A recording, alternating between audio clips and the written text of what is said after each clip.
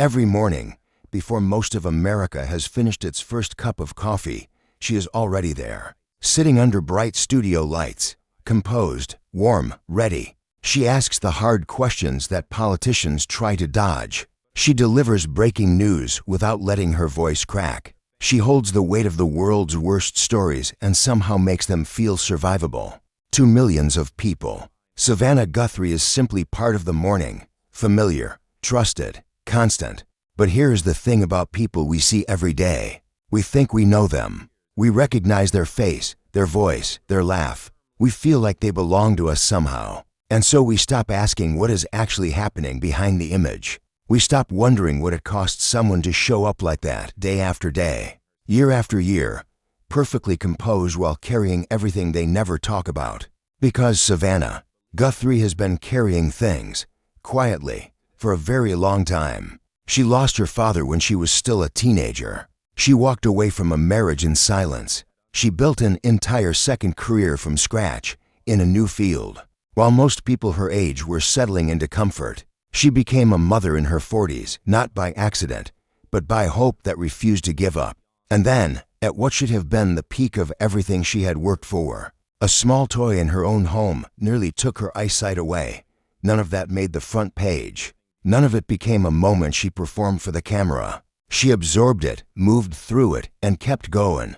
That is the real story. Not the studio, not the salary, not the famous guests or the viral interviews.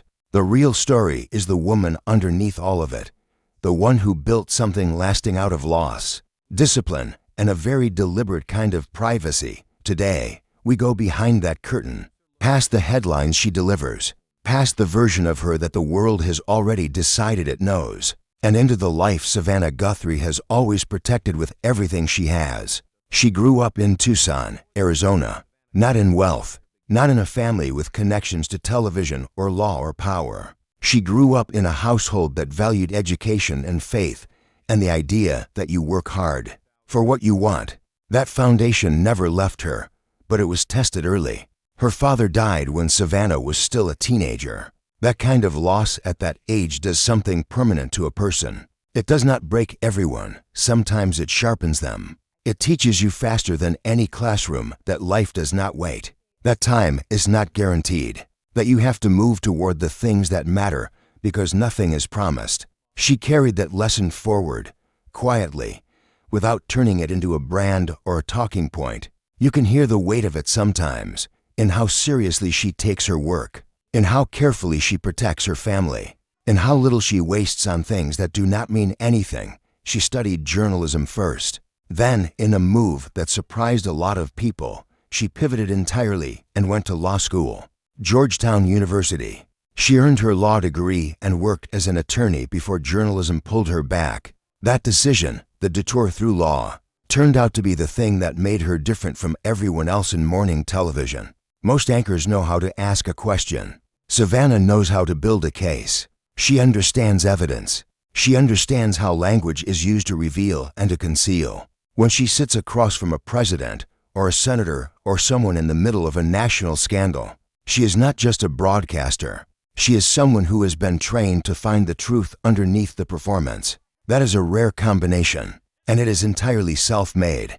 She climbed her way through local television, through MSNBC, through the White House press corps, and finally to the Today Show in 2012. She did not take shortcuts. She did not ride anyone's coattails. She built it the slow way, which is the only way that actually holds Dot away from the studio. The life Savannah has built looks nothing like the one most people would picture for someone. At her level of success, she lives in New York, which makes sense for the schedule and the family. But her home is not a showroom.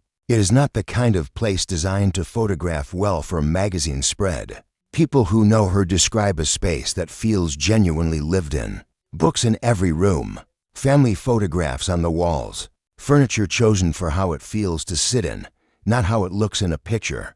She has talked about this in interviews, about how desperately she needs her home to feel like a different world from the studio. When you spend hours inside controlled chaos, producers in your ear, cameras on your face, the entire country watching you process information in real time, you need a place that gives you back to yourself, A place that is quiet, that is soft, that does not ask anything of you.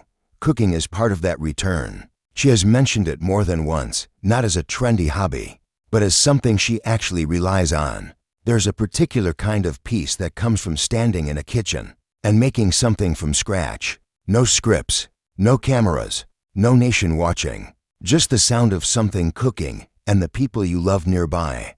That detail matters more than it might seem. It tells you that even at the top of one of the most high-pressure careers in media, what Savannah Guthrie reaches for at the end of the day is something ordinary and warm and entirely human. Her home is where she stops performing, and she protects that space like it is the most valuable thing she owns, because it probably is. The chapter of Savannah's life that changed her most is not the career milestone or the salary negotiation. It is the family she built and how long and how quietly she hoped for it. Her first marriage ended in 2009. She has never made that period into a public story. No tell-all interviews, no carefully worded statements designed to control the narrative. She processed it privately and moved forward. That restraint, in an era when oversharing is treated as authenticity, is its own form of strength. Michael Feldman came into her life and changed the shape of it.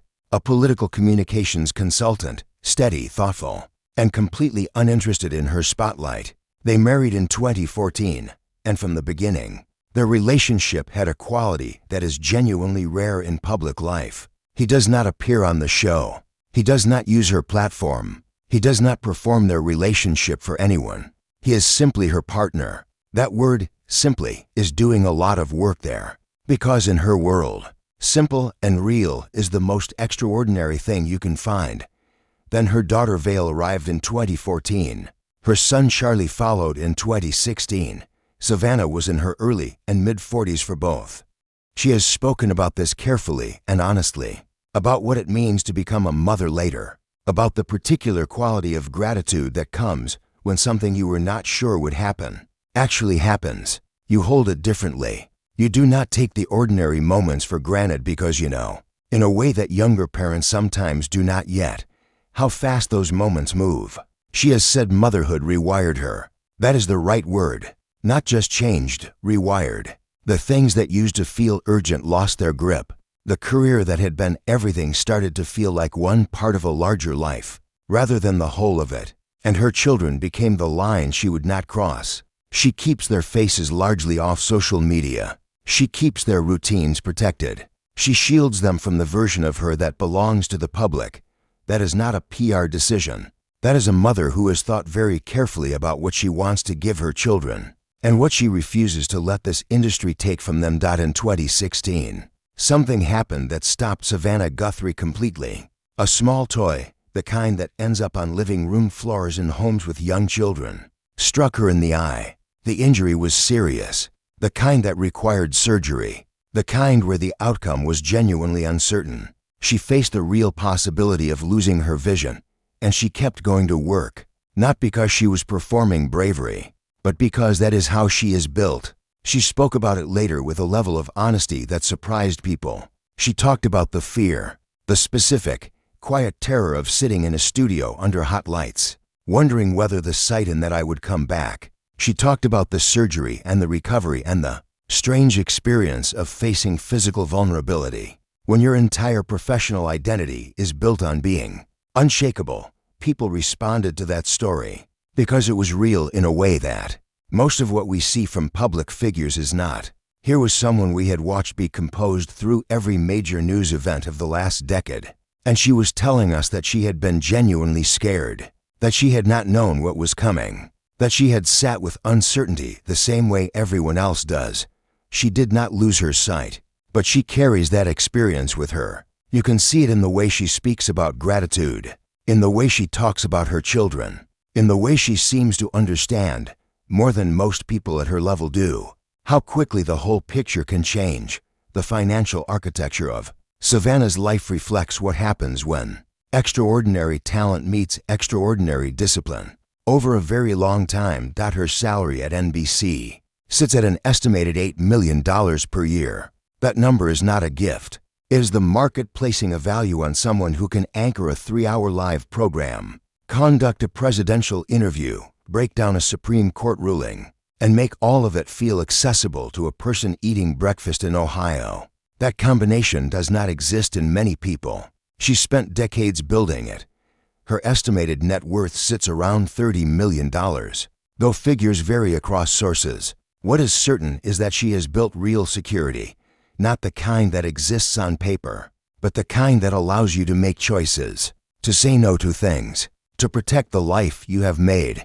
She does not live loudly. There are no supercars, no tabloid shopping trips, no visible obsession with the markers that celebrities typically use to signal their success. The wealth is there, in the property, in the stability, in the quiet confidence of someone who does not need to prove anything to anyone anymore. Her luxury is not found in what she shows.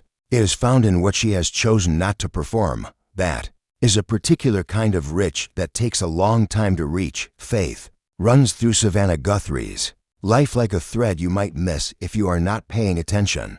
She has spoken about her Christian faith at various points, not loudly, not as a public identity, but as something personal and load-bearing, something that holds things together when the weight gets heavy. For someone whose job is to witness the world's worst moments every single morning, disasters, conflict, grief, injustice, that kind of internal anchor is not a small thing.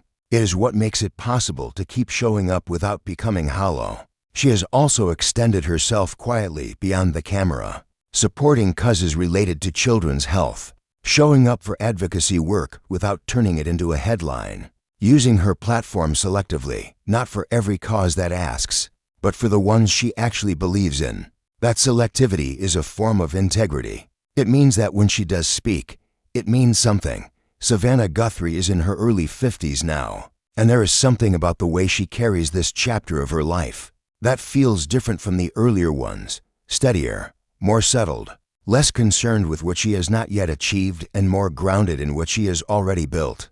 The career is still there, still powerful, still built on the same discipline that drove her from Tucson to Georgetown, to the White House press corps, to one of the most watched television programs in America. But the career is no longer the whole story. It is one room in a much larger house. Her children are growing up watching a mother who works hard and takes that work seriously, who comes home and takes off the armor and cooks dinner and reads books and protects the quiet.